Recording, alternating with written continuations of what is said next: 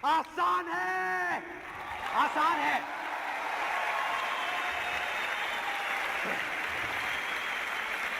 Welcome back guys. Serious learning academy में आपका फिर से स्वागत है गाइस। इस वीडियो में यानी कि इस लेक्चर में हम सीखेंगे कि HTML में जो लिंक है वो कैसे हम लगाएंगे, HTML लिंक किसे कहते हैं, HTML लिंक के कलर को कैसे चेंज कर सकते हैं और HTML में इमेजेस को कैसे इंपोर्ट कर सकते हैं या कैसे लगा सकते हैं। ठीक है, तो उसके लिए सबसे पहले आइए अपने नोटपैड प्लस प्लस में, और यहाँ पर जो HTML का बेसिक स्ट्रक्चर है उसको हमने कॉपी कर रखा है, उसे हम पेस्ट कर देते हैं यहाँ पर और इसे कंट्रोल एस करके सेव करते हैं अपने उसी HTML2 वाले फोल्डर में।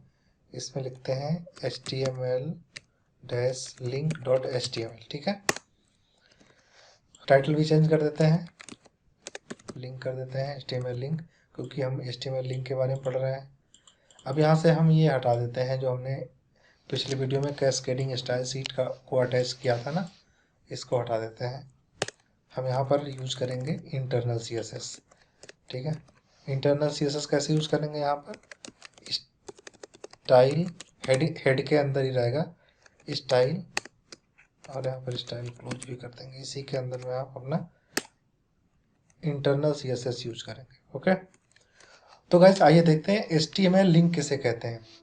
गाइस HTML लिंक जो होता है ना, HTML लिंक हाइपर टेक्स्ट को बोलते हैं। ठीक है, हमने सबसे पहले वाले वीडियो में पढ़ा था ना, hyper text markup language, HTML का पूरा नाम। तो जो पहला था H का मतलब हाइपर टेक्स्ट ना, तो HTML जो लिंक होता है वो हाइपर टेक्स्ट होता है और उसके लिए पर्टिकुलर एक टैग यानी कि एक एलिमेंट बोल सकते हैं, एक टैग बोल सकते हैं, बनाया गया है जिसका नाम है ए टैग यानी कि एंकर टैग। ठीक है, इसी के अंदर हम सारे हाइपर टेक्स्ट यानी सारे लिंक्स को रखते हैं। ठीक है, जैसे हमने ए टैग लिखा, ठीक है, और यहाँ पर लिखा href,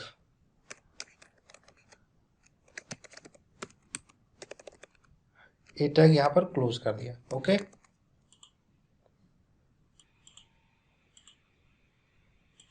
गाइस href का मतलब होता है, h का मतलब है हाइपर टेक्स्ट, ref का मतलब होता है रेफरेंस।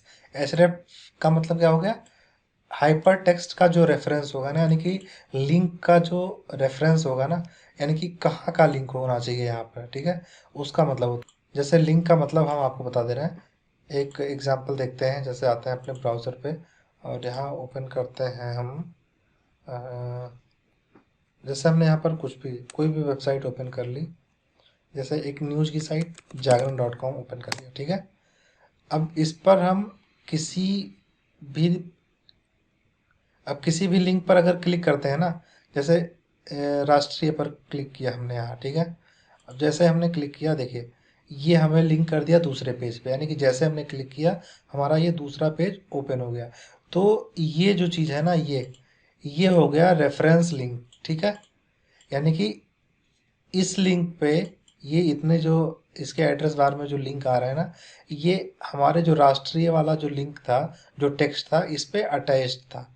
ठीक है, तो क्या हुआ, जितने भी यहाँ पर लिंक है ना, क्लिक करते हैं ओपन हो जाता है। ठीक है, तो इसे ही हम क्या कहते हैं, लिंक कहते हैं। HTML में लिंक इसी को कहते हैं कि एक पेज से दूसरे पेज पर जाने के लिए ना, जिस टेक्स्ट पर जो रेफरेंस लगा होता है उसे हम लिंक बोलते हैं। ओके, तो अभी क्या है कि अभी यहाँ पर हमने उसके लिए जो डिफाइन किया गया है एंकर टैग, उसको हम यहाँ पर लगाते हैं। ठीक है, और यहाँ पर क्या करते हैं, हाइपर लिंक का रेफरेंस देते हैं। जैसे कुछ भी दे दिया हमने, जैसे हमारा ये HTML लिंक है ना, अभी हम कंट्रोल O करके ओपन करते हैं अपने फाइल को, तो देखिए हमारा एक CSS का फाइल यहाँ पर है। ठीक है, अब इसको हम css.html, ठीक है, हम अपना रेफरेंस इसी को दे देते हैं css.html। ठीक है, और इसका टेक्स्ट भी हम लिख देते हैं, इसमें एंकर टैग में लिख देते हैं कि दिस इज CSS पेज। ठीक है, देखिए अभी हमारा क्या पेज है, ये HTML link.html का पेज है, उसमें हमने रेफरेंस दिया css.html का। ठीक है, और दिस इज CSS पेज मैंने लिख दिया। अब अगर इसको हम रन करते हैं ना, इसको अगर आते हैं हम HTML लिंक को रन करते हैं, तो देखिए गाइस इस पे क्या लिखा हुआ है, दिस इज CSS पेज, ठीक है। अब अगर हम इस पे क्लिक करते हैं, ठीक है, ये लिंक बन गया।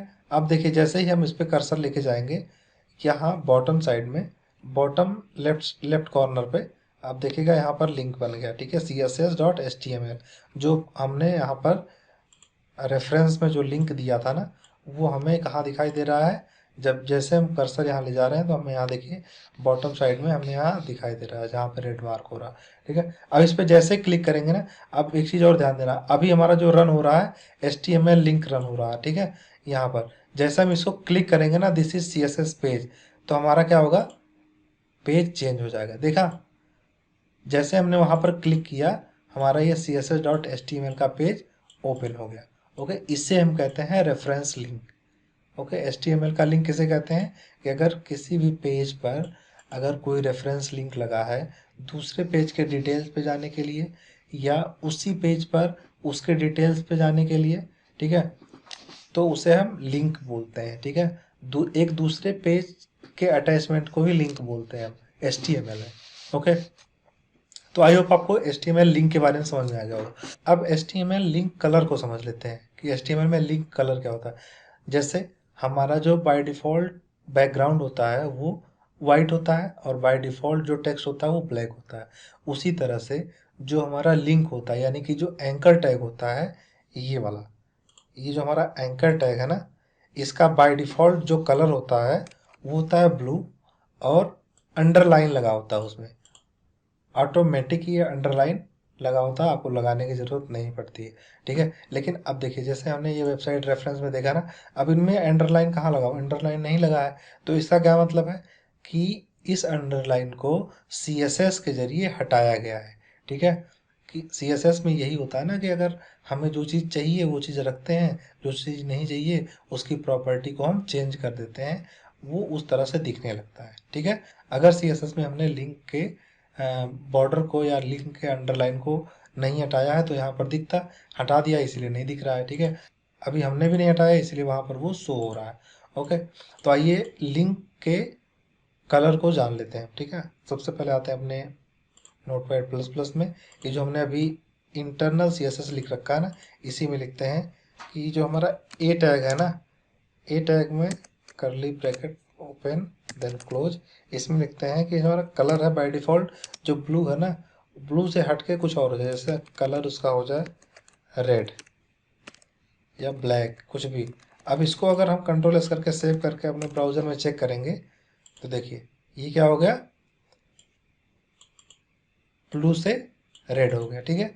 आप जैसा चाहें वैसा कर सकते हैं, CSS में इसकी यही खूबी होती है, ठीक है।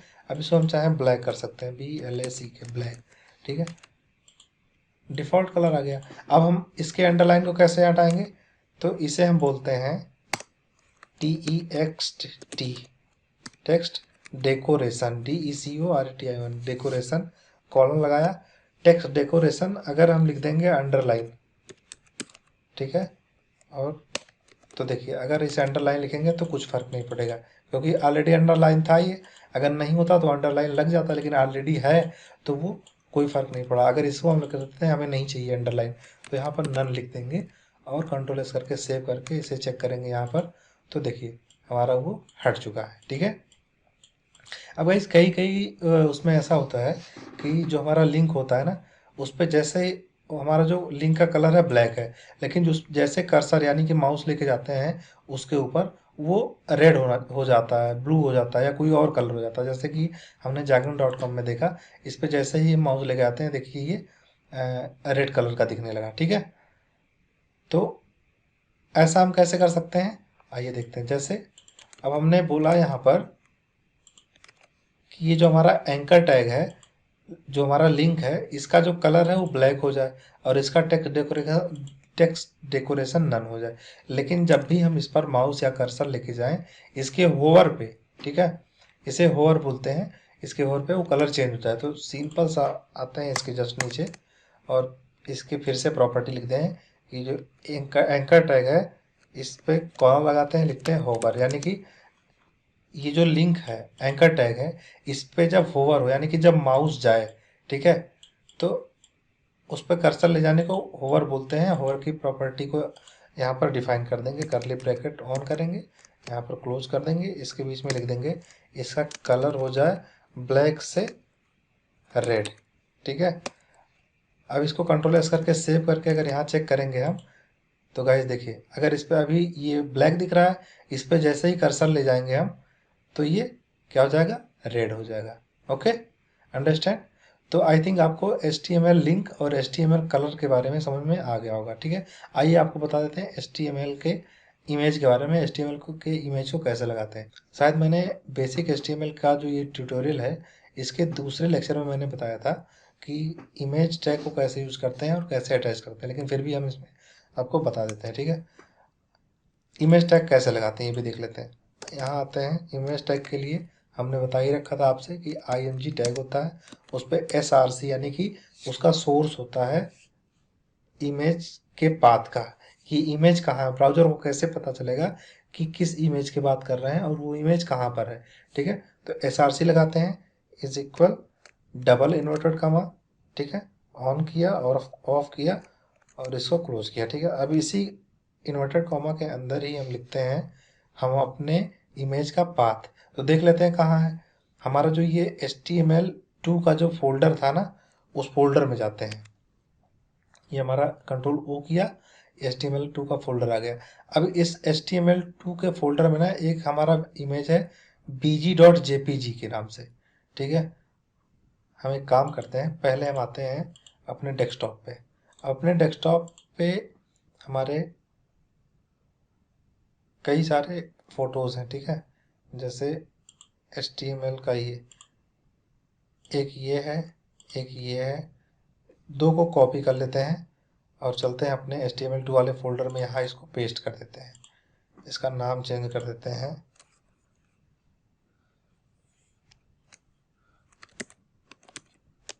img1 image1.jpg, jpg इसका एक्सटेंशन है, .png भी हो सकता है कोई, img2, ठीक है। और इसको कर देते हैं img3। अब हमारे पास तीन इमेज हमारे HTML2 के फोल्डर में है, जिस फोल्डर में हमारा ये HTML लिंक का पेज है ना, इसी में हमारा तीन फोटो है, ठीक है। अब अपने कोड एडिटर में आते हैं और यहाँ पर लिखते हैं कि हमारा जो, अच्छा एक चीज़ और देख लेते हैं, अगर जैसे कि ये हमारा तीनों इमेज है ना 1 2 एंड 3, इसको कॉपी करते हैं और अपने HTML2 वाले फोल्डर में एक और फोल्डर क्रिएट करते हैं जिसका नाम देते हैं इमेजेस, ठीक है। अब इसमें अगर हम पेस्ट करते हैं, ठीक है, तो हमारा इमेज कहाँ है, HTML2 के फोल्डर में है, उसके अंदर एक फोल्डर है इमेजेस के नाम से, ठीक है। तो आएंगे यहाँ पर, क्या करेंगे, फोल्डर का नाम देखें कहाँ है, वो इमेजेस का फोल्डर है, उसके अंदर हमारा है img1.jpg, ठीक है। अब इसको कंट्रोल एस करके सेव करते हैं और जैसे ही ब्राउज़र पे रन करेंगे ना, तो देखिएगा ये हमारा क्या हुआ, ये हमारा इमेज यहाँ पर हमें शो होने लगा img1 का, लेकिन अभी इमेज बहुत बड़ा दिख रहा है, ठीक है। तो इसके लिए हमने क्या बताया था, प्रॉपर्टी बताई थी और एट्रीब्यूट भी बताया था कि कैसे इसको हम मैनेज करेंगे। प्रॉपर्टी के लिए क्या करेंगे, प्रॉपर्टी के लिए हम CSS स्टाइल में लिखेंगे और एट्रीब्यूट के लिए हम सिंपल क्या करेंगे, इसका लिख देते हैं विड्थ। विड्थ लिखते हैं कितना, विड्थ लिख देते हैं कि भैया ये हम हमेशा ना ये 100 पिक्सल में ही दिखे, 100 पिक्सल ही, इससे ज़्यादा ना दिखे। इससे कंट्रोल एस करके सेव किया, रिफ जैसे हमने यहाँ पर किया, ये देखिए आ गया हमारा ये 100 पिक्सल। तो 100 पिक्सल थोड़ा छोटा हो गया तो 200 कर देते हैं, 200 हमने किया, ठीक है। यहाँ पर BR टैग लगाते हैं ताकि उसके नीचे आए, 2 BR टैग लगा देते हैं, थोड़ा स्पेस हो जाएगा। और इसको देखिए हमारा ये 200 पिक्सल में ये आ गया, ठीक है। सेम इसी तरह से हम इसको कॉपी करेंगे img टैग को और पेस्ट करेंगे, और यहाँ पर हमारा इमेजेस के अंदर दूसरा इमेज था किस नाम से, img2 के नाम से, ठीक है। अब इसे कंट्रोल एस करके सेव किया, ब्राउज़र पे जाके रन कर दिया, देखिए हमारा ये image HTML structure formatting and comments का जो हमारा ये इमेज है ये आ गया। इसी तरह से तीसरा इमेज भी हमारा आ जाएगा। तीसरा इमेज कहाँ है, इमेजेस फोल्डर के अंदर है और उसका नाम क्या है, image3.jpg, ठीक है। अब इसको कंट्रोल एस करके सेव करते हैं और यहाँ पर पेस्ट किया। आप देखिए हमारा इमेज 3 आ गया, यानी कि इमेज 1, इमेज 2, इमेज 3। ठीक है, तो आपको समझ में आ गया होगा कि HTML में लिंक किसे कहते हैं, लिंक के कलर को कैसे चेंज करते हैं, IMG टैग को कैसे यूज करते हैं इमेज को सेट करने के लिए अपने HTML कोड में। ठीक है, अब एक चीज़ और देख लेते हैं। इसमें हम जैसे ये विड्थ हटा देते हैं। ठीक है, ये हमने विड्थ हटा दिया और इसको हम अगर कंट्रोल एस करके सेव करते हैं तो देखिए ये इमेज हमारा यहाँ आया, दूसरा इमेज यहाँ आया, तीसरा और बिल्कुल अच्छा नहीं लग रहा है। ठीक है, तो इसको स्टाइल कैसे करेंगे कि हमारा ये 1 बाई 1 है, जैसे अभी कुछ देर पहले हमने डिफाइन किया था। तो सिंपल आते हैं, यहाँ पर लिखते हैं कि जो हमारा IMG टैग है, ठीक है, हम IMG टैग है उसका कर्ली ब्रैकेट ऑन किया और ऑफ किया, यहाँ पर उसमें लिख दिया तो कि जिसका जो विड्थ हो ना वो विड्थ 200 पिक्सल हो। ठीक है, यानी कि जो हमारा ये IMG टैग है ना उसका प्रॉपर्टी हमने लिख दिया, यानी कि उसका कैस्केडिंग स्टाइल शीट दे दिया, उसकी उसमें प्रॉपर्टी दे दिया कि IMG की जो प्रॉपर्टी है उसकी वैल्यू जो होनी चाहिए वो 200 पिक्सल में होनी चाहिए ताकि हमें वो दिखे। ठीक है, अब इसको हम जैसे रिफ्रेश करेंगे, देखिए हमारा क्या हुआ, आ गया ये। अच्छा, ये बड़ा क्यों दिख रहा है, क्योंकि इसकी हाइट जो है ना, हाइट बड़ी है। इन दोनों की हाइट सेम है इसलिए सेम आ रहा है, इसकी हाइट काफ़ी लंबी है इसलिए ऐसा आ रहा है।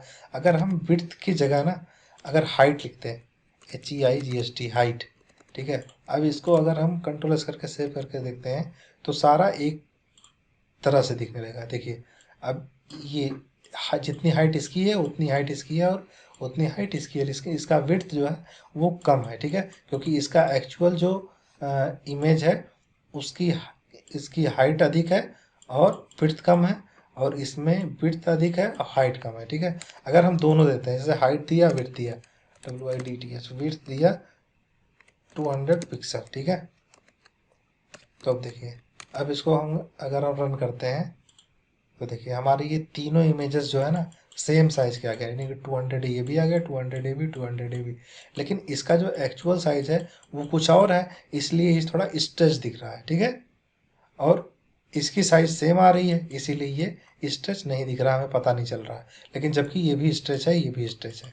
ठीक है, तो आई होप आपको समझ में आ गया होगा कि HTML में इमेज को कैसे इंपोर्ट करते हैं या कैसे इसमें लगाते हैं। ठीक, चलिए इसका रिवीजन कर लीजिएगा, मिलते हैं नेक्स्ट वीडियो में, तब तक के लिए गुड बाय, टेक केयर।